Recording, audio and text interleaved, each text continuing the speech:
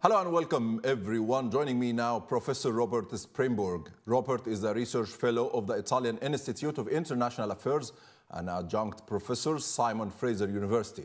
Formerly, he was professor of national security affairs at the Naval Postgraduate School and program manager for the Middle East for the Center for Civil Military Relations. He also served as director of the London Middle East Institute, the director of the American Research Center in Egypt. His most recent books are Egypt 2018 and Political Economies of the Middle East and North Africa 2020, both published by Polity Press. He is the editor-in-chief of the Handbook of Contemporary Egypt, published by Routledge in 2021. Welcome to the show, Robert, and thank you very much for joining me today. Thank you for having me, Osama. So let me kick off this conversation by asking you, on your analysis published by the Project on Middle East Democracy earlier this year, why did you describe Egypt under President Sisi as a bigger state? Because of the indebtedness situation of Egypt that has become, if not desperate, approaching that. Egypt is one of the most heavily indebted countries in the world in terms of total amount, and about 100% of GDP as a percentage of its economy. The latest reports by the various rating agencies, such as Standard & Poor's and Moody's, have been very downbeat about Egypt. Moody's report has degraded the rating of Egypt from stable to negative, and it's pointed to the significant shortfall in foreign currency earnings and transfers into the country of foreign currency. So Egypt is having to, in a sense, beg for its foreign exchange, which is vital to that economy, beg from the IMF, from Gulf countries, and from elsewhere. So I think to characterize Egypt as a beggar state is accurate.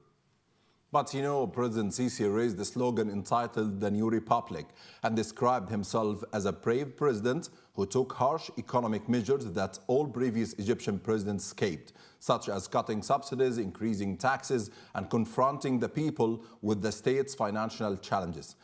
Do you think al-Sisi's so-called economic achievement positively impacted the Egyptian economy and the Egyptian people? Well, what he's done with these various cancellations of longstanding social contract measures, whether subsidies, whether public employment, whether good quality public education, whether job creation, right across the board, Egyptians have suffered, at least the bottom half of the society, if not more. And that suffering is not only a personal matter for Egyptians and their families, but it's also an economic matter in the sense that demand has been undermined because of the relatively low family incomes in the country. The demand has been profoundly depressed. So the economy consists of two things, supply and demand. And when the latter is undermined, then the provision of supply itself is affected. So you can say that President Sisi has followed IMF guidelines for restricting subsidies and the like. But the consequences cut in two ways. On the one hand, yes, he has tried, although unsuccessfully, to reduce the budget deficit, which is vital for further borrowings of foreign exchange. But on the other hand, by undermining domestic demand, he's undermined the domestic economy. So the longer that this recipe is adhered to, the greater the problems are likely to be. But the regime claimed that they are achieving a high growth rate in compare to other years or other eras. What are your thoughts about this? Well, the measure they use is gross domestic product, and Egypt has, it's true to say, been performing relatively well, around 5%, even during the dark years of COVID 21-22. But there are a couple of things about this. One is, are these statistics to be trusted? And there's a long history of Egyptian governments fudging, especially the GDP figure, And so one can but assume, and indeed it's been quite well documented recently by a German researcher, that the figures are not an accurate reflection of, in fact, the rate of GDP growth. But leaving that aside, there is the other matter of what does this really represent? And what it represents is the significant governmental investment in infrastructure. That has been the main driver of GDP growth. This is not a broadly based growth. It is a government dependent and infrastructural dependent growth, rather than the growth as stimulated by, let's say, broader economic participation. As GDP growth rates have been around 5%, the participation of Egyptians in the labor force has been steadily dropping. It's now just slightly above 40% of those in the appropriate age group who are actually working at the present time. This is one of the lowest labor force participation rates in the world. And it has been steadily dropping since Sisi and the military seized power. So GDP is but one, and indeed not a terribly accurate measure of the overall health of the economy. The labor force participation rate is probably a better one, and it, along with various other measures, suggests that the economy is underperforming and is indeed in great danger now because of the high level of indebtedness, both domestically and to foreign lenders. Yeah, and in your thoughts, Robert, who held accountable for making Egypt a bigger state? Well, both the borrower and the lender. On the one hand, Egypt has become a huge consumer of foreign currency, and it has to obtain that currency largely by borrowing, because foreign direct investment, which is running at 4 to 5 billion a year, is something like 30% of what it was back before 2007. So foreign direct investment in Egypt is in reality quite limited. Other sources of foreign exchange, such as through exports, are running at a deficit. That is, the balance of payments in Egypt is running at a deficit of about $12 billion a year. So the shortfall of foreign exchange, which is driven by investments of a variety of sorts, including the new administrative capital and various other large infrastructural projects, can only be paid for by borrowings. And so the economy has to be structured around attraction of private capital. And that means high interest rates. Egypt is, over the last 3 years, been paying the world's second highest interest rates. It's become the second largest indebtor to the IMF. And it has become a favorite haven of hot money. That is to say, short-term investments driven by a combination of high interest rates and a peg currency against the dollar. Now, that peg was broken in March when the currency, the Egyptian pound, had to be devalued by some 15% because the government could no longer provide the foreign currency to sustain that peg. So at interest rates now, which are something domestically 18% being paid on the pound over the last few months, means that something like, and the government has been very hesitant to provide the exact figure, and indeed the recent budget has not been presented in the detail in which it normally is, but the best calculations are that the interest being paid on Egypt's domestic and foreign debt is approaching 50% of total budgetary expenditures and something like 40% of total revenues. So when 1 of every 2 pounds that the government takes is being spent on interest, you get some idea of the magnitude of the economic challenges facing the country.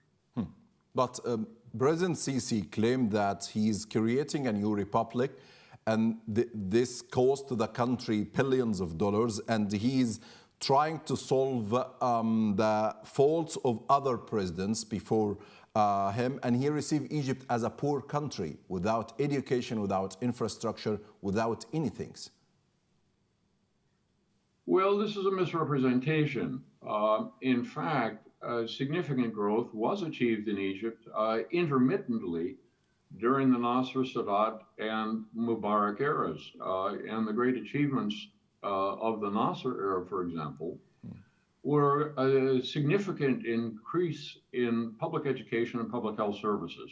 They definitely were improved.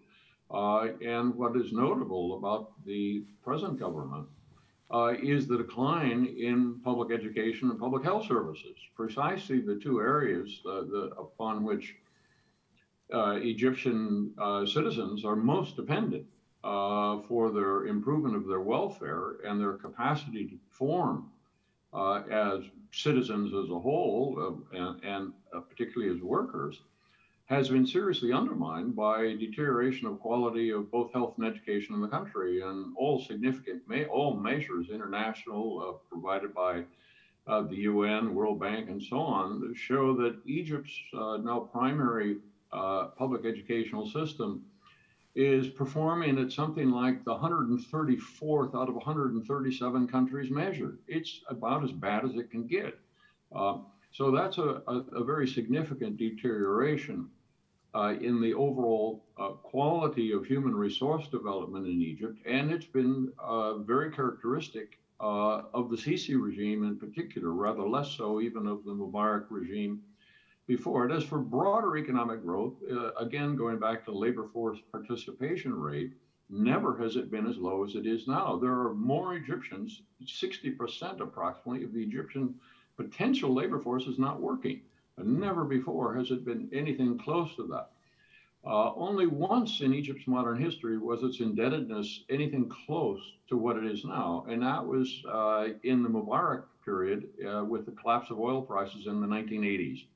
And it reached something like 130 to 140% of GDP, indebtedness as a proportion of GDP. And that was taken care of by Egypt's participation in the Gulf War of 1990, 1991, and much of that debt was relieved. But there are no prospects now of a debt relief of the magnitude that would be required to bring the economy back into some sort of balance. Yeah, and how do you see the Sisi strategy to confront people with the economic and financial challenges? And he always asking Egyptian people to share the responsibility with him, and he can't do it alone. He can't do it without the people's support. Well, he's right. He can't do it without the people's support, but he's making that virtually impossible. Let's compare, for example, to China. What was the great force driving Chinese development post-Mao? And it was really two things. One was foreign direct investment. China became the world's greatest sponge of investment by foreigners in their economy. And that was matched with the mobilization of a vast labor force, which was originally peasant in origin. The 1.3 billion Chinese were predominantly at that stage rural in residence, and they had to urbanize and engage in the modern economy if they were going to improve their standards of living. And that's precisely what the Chinese government did. It opened up the economy to what it started really in relatively small scale development spread right throughout the country. There were some central nodes of investment, but the opportunities for small Chinese entrepreneurs to develop businesses were profound. They took advantage of them. And so labor force participation rates in China became extraordinarily high, 65, 70% in some cases. So you had a combination of money coming into China and of the Chinese being mobilized into the labor force. And that's what drove Chinese development. Now in Egypt, by contrast, foreign direct investment now at running less than 5 billion a year is quite limited, and it's concentrated in the hydrocarbon sector and in basically tourism and real estate. These are not job creating sectors anything like was the situation in China. The other aspect of it is education. The Chinese ruralized their education system to reach out to people throughout the country to enable them to not only become literate, but to begin to access then secondary and tertiary education. And so there was a huge increase in the human resource capacities of the Chinese. This is not at all the case in Egypt. That the performance, as I mentioned, of primary education is appallingly bad, and it goes on from that. And it's worse in rural areas, and it's one of the most highly skewed performances of any educational system in the world. That is to say, the predictor of education in Egypt of profound importance is level of income. Egypt has done very, very little to improve the educational chances and the performance of poorer Egyptians. And unlike the Chinese, who have managed to mobilize vast numbers, hundreds of millions of poor Chinese into their secondary and tertiary educational system, Egypt has not done that. But Robert, and so the labor force is not equipped. Even if you had foreign direct investment of significant magnitudes, the labor force is not equipped to take advantage of it. So it's failing on both sides. Okay, President Sisi, 2 or 3 weeks ago, he said in a television statement that if the Egyptian people want education development, they can lose electricity. So why a president of a country like Egypt connects between the education development and the presence of electricity in Egyptian houses? Well, the approach that the president has taken is to provide opportunities for those who support him and to deny opportunities to those who don't. And so the educational system has been reshaped around various institutions which feed into the state itself and most importantly into the security system. And if we look more carefully into some of the institutions of that educational system, some of them appear to be modeled quite directly on the fascist regimes of other countries, not the least of them being Germany under Hitler. So this is not broadly based education.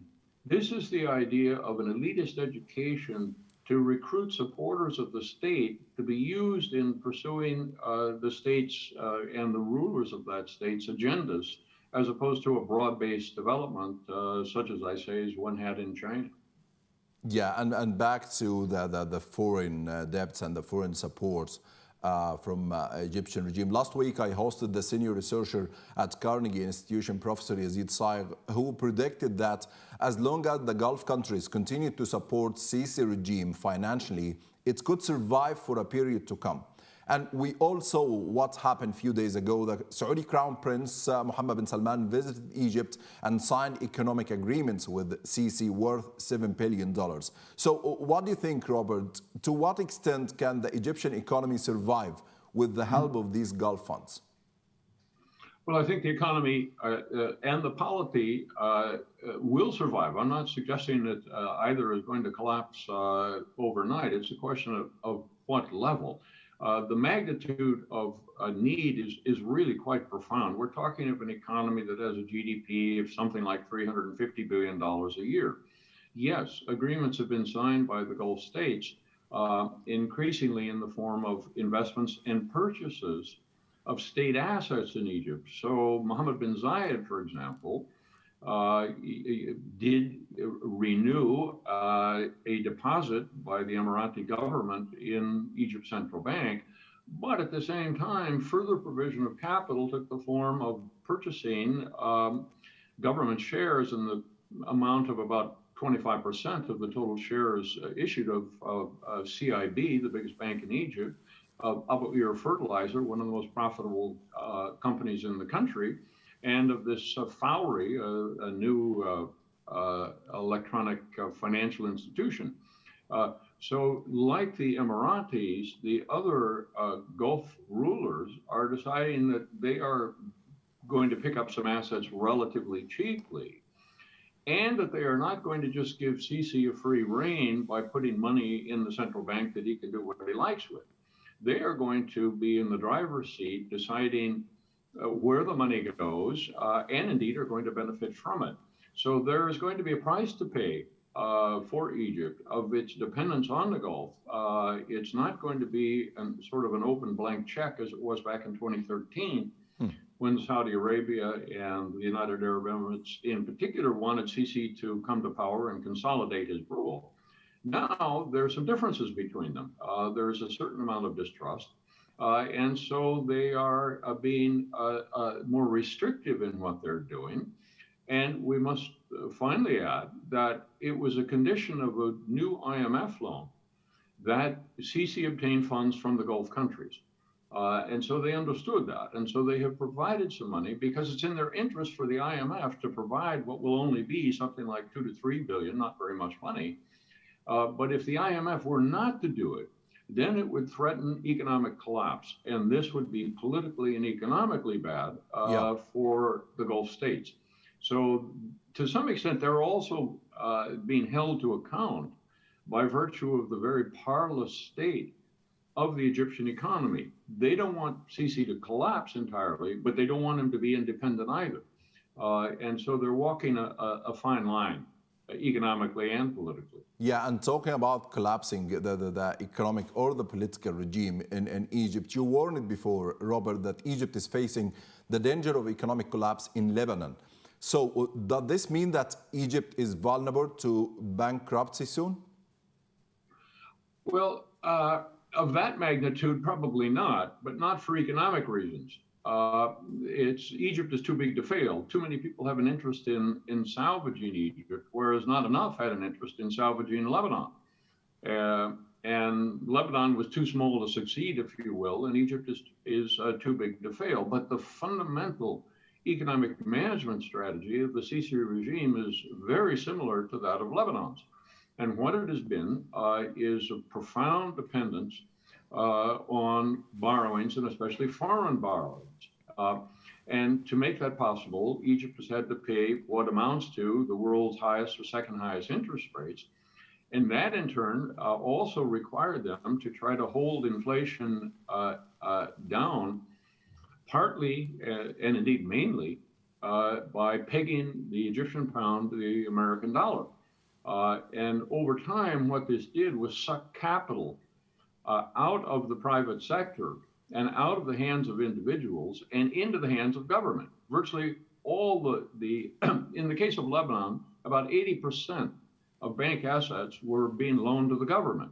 Now, I haven't seen an overall figure of the Egyptian bank portfolios and where their loans are being directed, but I think one can assume beyond a doubt that well over half of all loan funds provided by the Egyptian banking sector are going into the government, which means others are not getting it. So the economy is being starved of capital precisely when it's borrowing more and more money because the money is being used to support the government. So in that sense, it's identical to Lebanon, but there are those who are willing to continue to support Egypt economically and politically because they don't want it to collapse. But the private sector, the global private sector, the hot money that flowed into Egypt has flowed out. 20 billion went out back in with the beginning of COVID. Another 20 billion has come out now in the wake of Ukraine. And as Moody's report issued 3 weeks ago said, it's very unlikely significant foreign currencies are going to go back in again. So this is an economy that resembles the Lebanese one, but for political reasons largely, it's going to be kept on drip feed by the IMF, by the Gulf states, and by some other governments around the world that want Sisi to continue in power. So from your perspective, the main pillars to prevent this economic collapse in Egypt, Gulf aids, European countries want Sisi to stay in power, and what about the military? What about the Egyptian army? Well, the Egyptian military is more a symbol of the power of the state than it is an effective operational force. And it is understood by Egypt's friends that Sisi depends upon the military as his primary base of political support, and that military in turn requires a certain amount of patronage. Some of the patronage is in the form of the military economy in Egypt, which provides jobs to officers, active duty and retired. And some of that patronage is in the form of weaponry for Egypt to be able to at least claim that it is one of the world's leading military powers. And so for the past several years, Egypt has been one of the top 5 purchasers of military equipment globally. This is a remarkable phenomenon, given the fact Egypt is a lower middle income country. No other lower middle income country in history has ever spent so much money on arms as a proportion of its total assets. So the military is seen as a key to maintaining Sisi in power, and those who want him to stay in power, therefore, continue to support a military. But it's notable to add that this military has actually done nothing. It has not intervened in Yemen or in Libya. It has not managed to totally subdue the insurrection in the Sinai, and indeed, it has not managed to bring about its autonomy from the suppliers of the weaponry that it obtains from overseas. Egypt started taking F-16s back in the 1980s. Egypt is still depending on American contractors to maintain those aircraft. It is despite an agreement that was reached in the 1980s that Egypt would be able to, that Egypt would commit and implement the training programs necessary to maintain the F-16s. It has still not been able to do so. So just as in the case with dependence on American military technicians, so is the case with regard to the Rafale planes, so dependent upon French technicians, with the Italians, with a couple of their ships, with the Russians and their Sukhois, and so on and so forth. So the Egyptian military is profoundly dependent on the outside world for its operations. And so it makes it virtually impossible for Egypt to conduct significant military operations without the support of those foreign partners. And that places severe limits on what Egypt could ever hope to do with its military. And in your analysis, Robert, follow the money to the truth about al-Sisi's Egypt, you wrote, and I quote, al-Sisi, who came to power through a military coup, relies on the wow factor of mega projects and weapons purchases to bolster his legitimacy. What did you mean by the wow factor of mega projects, and why it is vital, fundamental to Sisi? Well, this is a time-tested method by dictators. The wow factor is to sort of overwhelm publics and to make them think that the leader and the regime that they had is so superlative, it borders on being a deity. And I suppose we can hark back to the Pharaonic era for exactly that.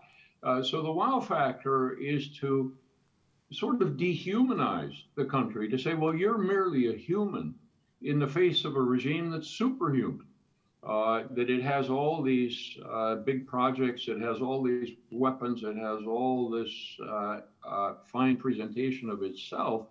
So who could I, as simply a humble Egyptian, ever hope to challenge that regime? So it's an attempt to sort of overwhelm citizens and to, if you will, degrade them. And it's what Hitler did, it's what Stalin did, it's what Sisi's doing. And unfortunately, it's being backed by the supporters of Sisi, whether in Europe, the United States, Russia, China, the whole world is supporting him. But we must remember the whole world supported the Shah of Iran as well. And you said Egyptians under Sisi rule are paying more and getting less. These were your own words. Do you expect another rebellion or revolution based on economic reasons, not political ones? Well, I'm not suggesting there is going to be a revolution. A revolution requires organization. and the opposition organization is fragmented and weak. So you can have chaos. And I think that's much more likely than a revolution. And the chaos would be driven by economic need. We're all familiar with the increase in poverty in the country. It's running at around a third of all Egyptians are now living in poverty, which is on less than $1.60 a day. And given inflation in Egypt running now at 15%, it's inevitable that a significant increase in that poverty level is going to happen. It's already happening.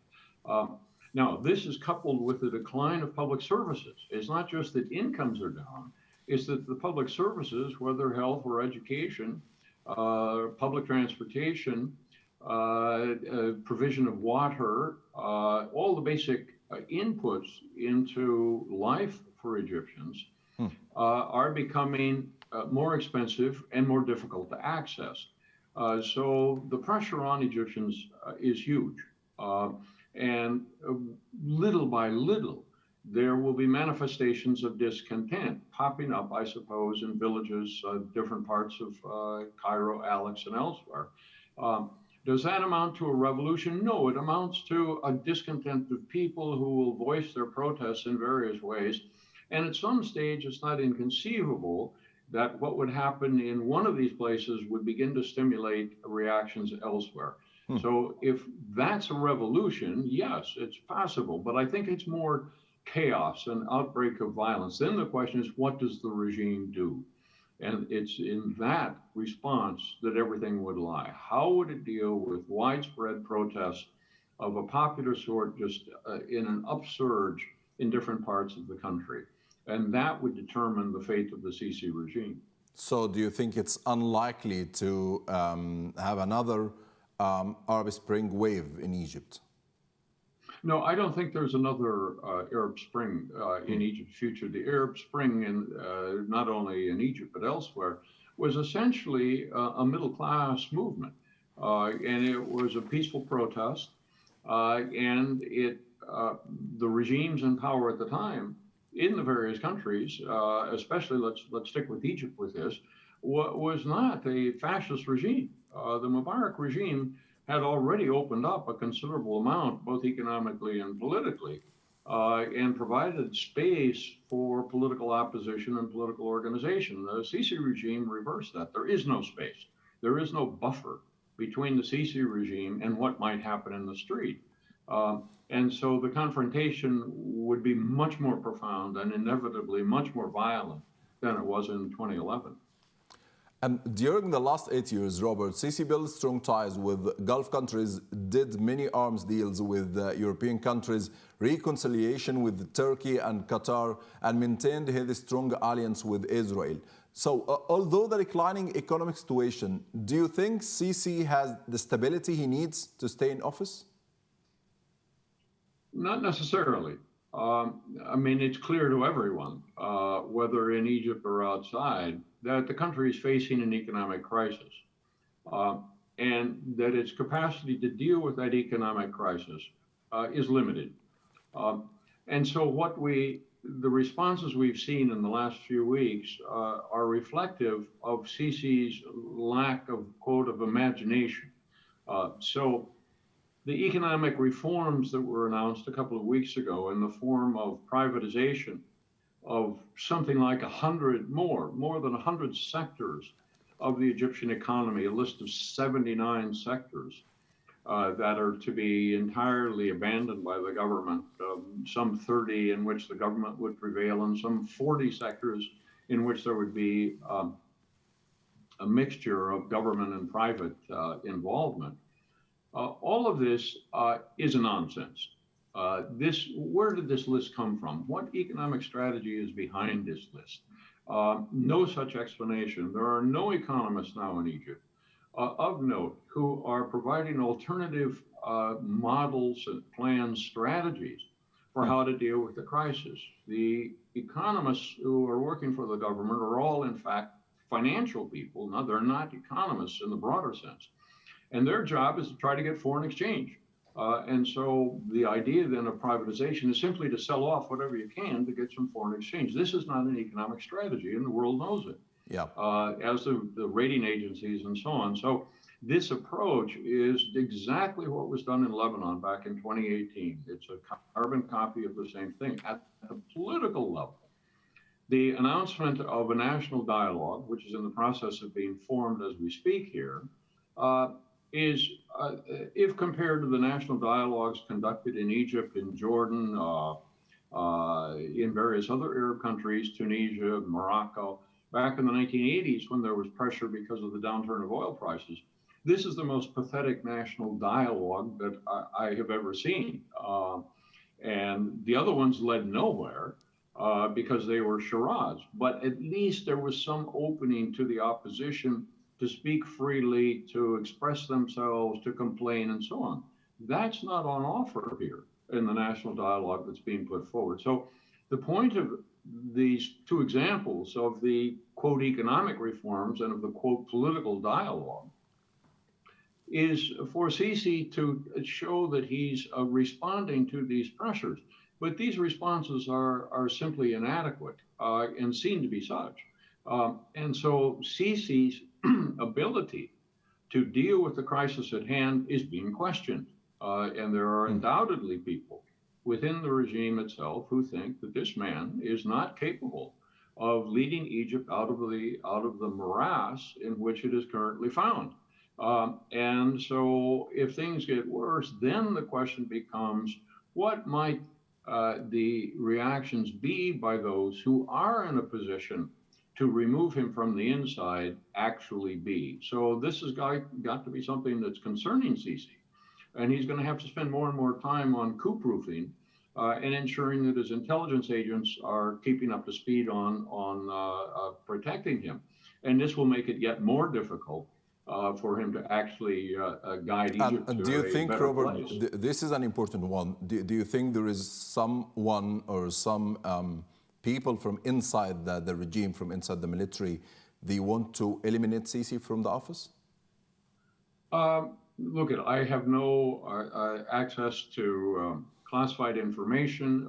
As you know, in the public sphere, there is little, if anything. So we're reliant upon rumors, and don't forget, Sisi came from military intelligence. His family has been heavily involved in intelligence activities of one sort or another. No one from Nasser on has ever paid as much attention to coup-proofing, to security and intelligence matters as has President Sisi. So this is not an easy target for someone who would want to remove him. And so it would be a challenge. But are there those who think that this man is dragging Egypt down? And the answer is undoubtedly yes. So how do you then translate dissatisfaction with his rule into something else? And I suspect that some little trigger could come along, and then suddenly you'd see quite a few people, names you would recognize, people with significant backgrounds in the regime and in previous regimes. Yeah. Would be stepping forward, and they in turn would have support.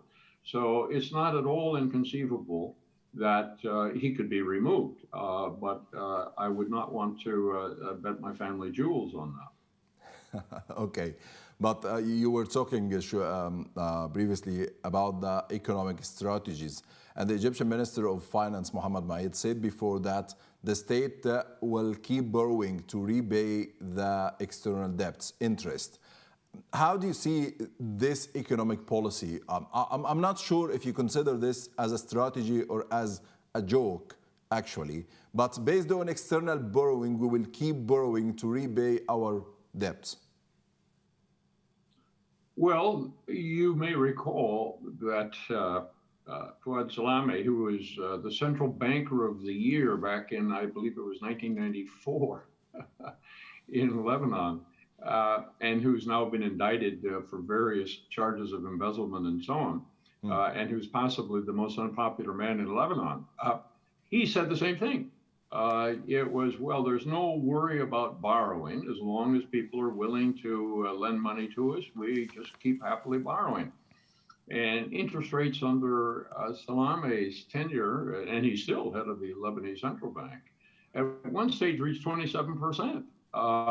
Now, Egypt is not the 27% yet, but it's closing in on that. And this is clearly unsustainable. So the finance minister's statement about, well, we're just borrowed to repay the interest is reflective of the absence of any economic strategy to deal with the debt itself. And this is simply a Band-Aid put on an open sore, which is the reasons why debt is being accumulated. And the fundamental reason is the economy is not performing, that it has been in a steady state of decline as measured by any meaningful measure for the past 4 or 5 years. And it's structural. It is not just due to the Ukraine. It is not just due to COVID. It's structural in nature. And so borrowing to pay interest is a strategy to suck more money out of that economy and accelerate the downward trend. So this is a statement that will come back to haunt that minister. Yeah, and in your article, Robert, titled Egypt, the Secret of 7 Decades of Military Rule, you wrote to Middle East Eye, and I quote, "The more desperate circumstances become, the more the military can justify its rule as the backbone and preserver of the nation." How do you explain that?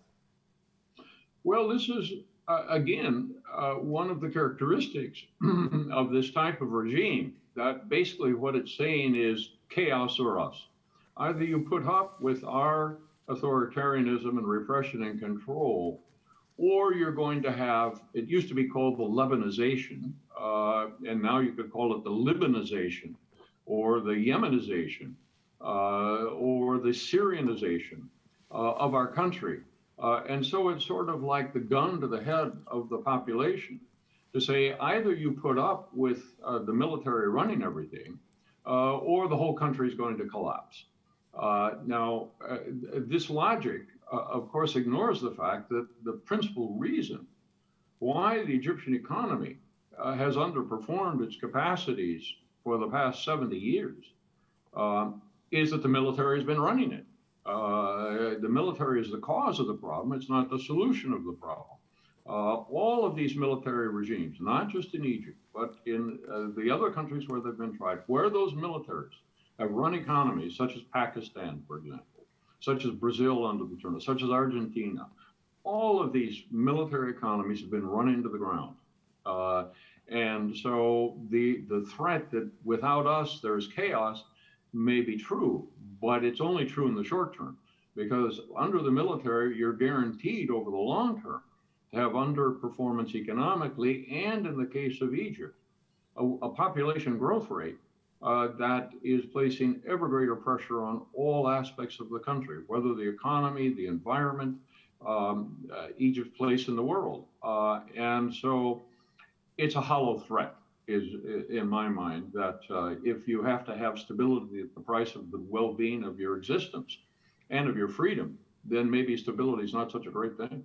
Yeah, I can't finish this interview without asking this question, Robert, and forgive me. What's your best Egyptian food? Is it molokhia? Well, unfortunately, when you live outside of Egypt, you can't get fresh molokhia. So you have to get the frozen version. And my wife and I have to laugh. My wife being born and raised in Egypt and a great cooker of molokhia, we have to get Turkish molokhia frozen. And it's a testament that Egypt's national food is actually being exported not by Egypt, but by Turkey. And I would say Egypt could do a much better job in specialized manufacturing and production of foodstuffs and other things. And let's start with molokhia. I like molokhia from your words. Thank you very much, Robert Spremberg, for being with me today. Osama, thank you for having me. All the best.